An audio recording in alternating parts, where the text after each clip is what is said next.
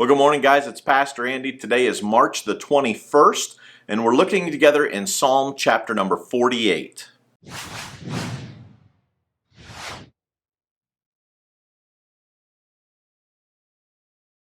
Psalm chapter 48 is a pretty interesting psalm. It was written right after the Assyrian victory, the victory that Israel had over Assyria. So they come before God praising Him for this great victory. Verse 1 of Psalm 48 says, "How great is the Lord, how deserving of praise in the city of our God, which sits in His holy mountain." They're excited because God has delivered them from this Assyrian army. If you remember from our study in Jonah, the Assyrians were a very brutal people who would go into a city and they would just destroy everything.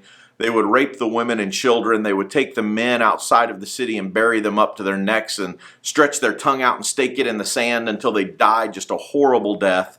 They would take everyone that they'd killed and cut their heads off and make a pyramid outside of the city walls to show that the Assyrians had been here. These were bad people. These were people they put fear into you just hearing that they were coming. And this psalm was written right after a great victory against that army where God actually destroyed over 185,000 Assyrian soldiers who had come together to destroy Jerusalem. When you read down through this chapter, verse 3 says, "God Himself is in Jerusalem's towers, revealing Himself as its defender." God is the defender of those who follow Him, and God is still our defender today.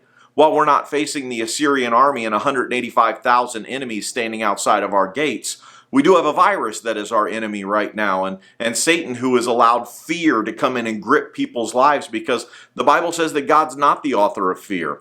He's the author of a sound mind. He's the one who gives us peace. Fear comes from our enemy, and that fear is a tool that is used to greatly impact God's people.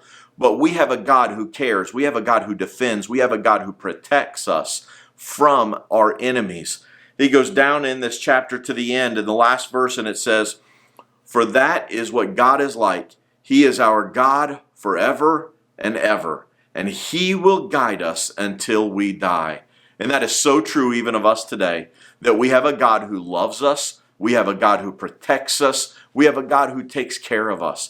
And He will be there taking care of us until the day that we die. That's the God we serve. So there is no need for fear. We have a cause to be at peace because of our great God who loves us, who cares about us, who defends us, and who walks through the storms of life with us. So even if there were 185,000 strong warrior enemies who want to destroy us, our God can take care of it with just a single word out of His mouth. And He can do the same for us today, and He can take care of us the same way today. I encourage you to get into this psalm. Psalm 48 is a great psalm. Read it for yourself today. And I look forward to seeing you tomorrow. God bless you, and have a great day.